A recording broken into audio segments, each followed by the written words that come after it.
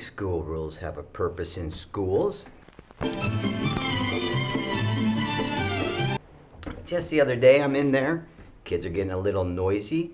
I'm going, bup, bada, bup, bup. They're supposed to say bup, bup back. You would think that's really easy.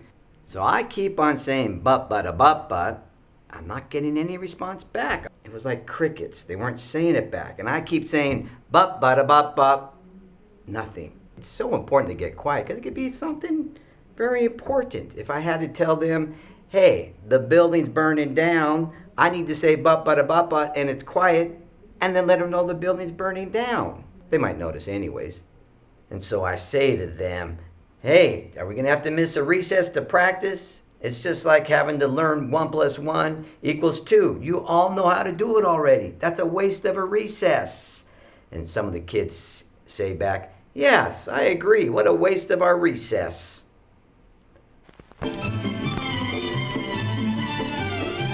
And we do like them to use a calm, normal voice. Sometimes I'm there and I can hear a kid saying, hey, what are you doing for the weekend? And they're talking 3 tables back and the person's yelling back, I'm not really sure yet. What are you going to do? I'm thinking I might have a hockey match.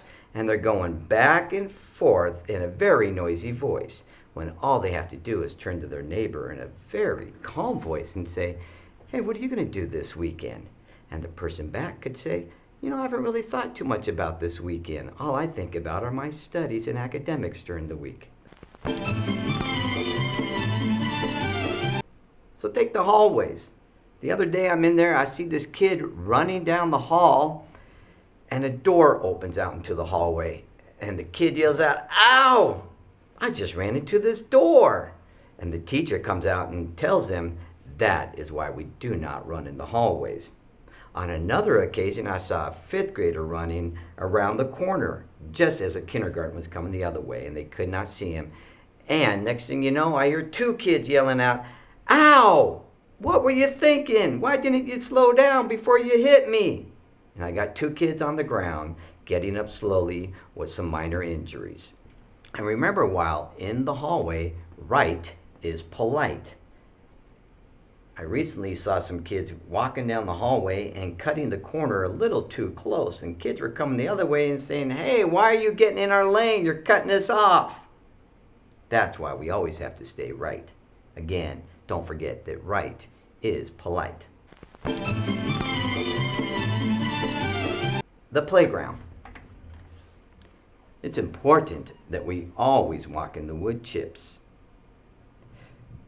If kids are doing the monkey bars and having a grand time and talking about, I can skip 2 bars now, and swinging along, having a great time, not paying attention, and another kid comes running around yelling, hey, catch me if you can, and run smack into the person who's trying to do double the bars, we're going to have a bad accident.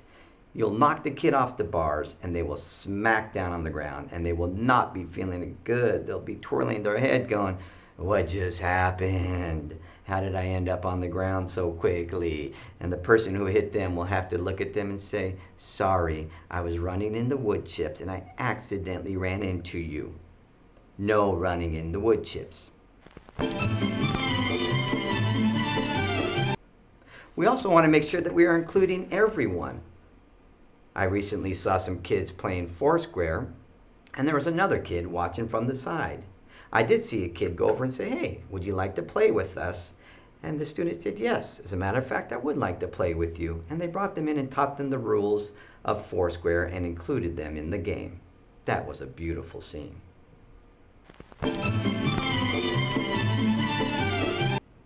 Just the other day, it's a beautiful sunny day, when I hear some kids say, hey, let's play soccer over here right by these kindergarten windows. No better place than over here by the windows.